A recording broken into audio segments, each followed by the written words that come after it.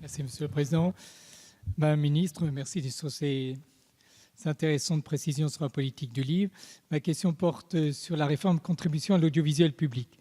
Lors de votre audition mardi dernier en commission élargie, vous avez déclaré que la réponse à moyen terme à la question du financement de l'audiovisuel public était la réforme de la CAP, afin de prendre en compte l'évolution des usages, puisqu'aujourd'hui on ne regarde plus uniquement les programmes sur un poste de télévision, mais bien davantage sur les tablettes ou les téléphones. La modernité passée par là, disiez-vous, fort justement. Ces dernières années, la réforme de l'assiette de la redevance a été maintes fois évoquée, tel point qu'elle semble un peu être la ritournelle de tout ministre de la Culture. Pendant la campagne de 2012, Aurélie Filippetti avait pris fait et cause pour l'assujettissement des résidences secondaires à la redevance, puis devenue ministre, elle soutenait son extension aux écrans d'ordinateur. En septembre 2015, Fleur Pellerin privilégiait l'assujettissement des box Internet plutôt que des tablettes et des smartphones, allant jusqu'à annoncer une décision dans les prochains jours, avant que, en fait, rien ne s'est passé. La semaine dernière, c'était à votre tour d'annoncer une grande réforme de l'assiette de la redevance, mais pour plus tard. Ce sera un chantier important à mener l'année prochaine.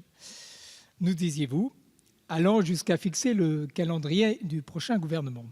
Autrement dit, si tous les ministres de la Culture successifs l'ont évoqué depuis 2012, aujourd'hui, aucune volonté politique n'a permis d'avancer sur cette question de la réforme de l'assiette de la redevance. Ce sera un délai, on a vu qu'ils étaient assez nombreux, pour la prochaine majorité. Or, pendant ce temps, nos voisins européens ont mené des réformes ambitieuses, à l'instar bien sûr de l'Allemagne, au début 2013, qui a opté pour un tarif unique par résidence. Je vous pose donc la question, Madame la Ministre, puisque vos services en lien avec ceux du ministère de l'Économie ont travaillé sur cette question, quelles pistes sont réellement à l'étude? Quel rendement serait attendu en fonction des différents scénarios? Et le risque politique est-il si grand que rien n'a été fait sur ce sujet depuis 2012? Merci. Madame la Ministre, vous avez la parole.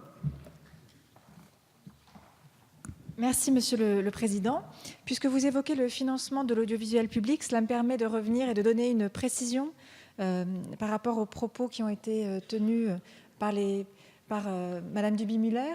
Sur le financement de l'audiovisuel public, il y a eu, lors de débats dans cette Assemblée, une modification de la répartition du financement entre la contribution à l'audiovisuel public et la taxe sur les opérateurs de communication électronique, mais en aucun cas, au global, une baisse de financement pour l'audiovisuel public. Donc nous serons bien en mesure de tenir tous nos engagements vis-à-vis de l'audiovisuel public, notamment ce que nous avons pris dans les contrats d'objectifs et de moyens. C'était un débat sur la meilleure fiscalité du moment adapté. Vous avez choisi une autre solution que celle proposée par le gouvernement, mais pas de changement sur le montant global affecté à l'audiovisuel public.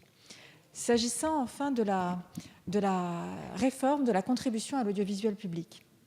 Aujourd'hui, quel est le débat? Vous l'avez rappelé, la redevance, la contribution à l'audiovisuel public est assise sur la détention d'un poste de télévision et nous savons tous qu'on peut accéder au programme de télévision par une tablette, par un téléphone, par un ordinateur. Et nombre d'entre nous, jeunes et moins jeunes, le font quotidiennement, parfois sans détenir de poste de télévision et donc ne contribuent pas au financement de l'audiovisuel public. Il y a donc un premier problème qui est un problème, je dirais, d'équité qu'il faut traiter. Le deuxième sujet, c'est celui de l'inflexion des usages. C'est celui, je vais y venir, c'est celui de l'inflexion des usages et de voir à quel moment on passe à une bascule et à une baisse tendancielle du produit de la contribution à l'audiovisuel public parce qu'il y aurait de moins en moins de foyers qui détiennent un poste de télévision et qui seraient donc exclusivement sur ces nouveaux moyens de diffusion des programmes. Et là, on aurait un problème, si on ne change pas d'assiette, on aurait une assiette qui décroche, une assiette qui augmente, et cette assiette qui augmente ne financerait pas la création audiovisuelle et le service public de l'audiovisuel en général.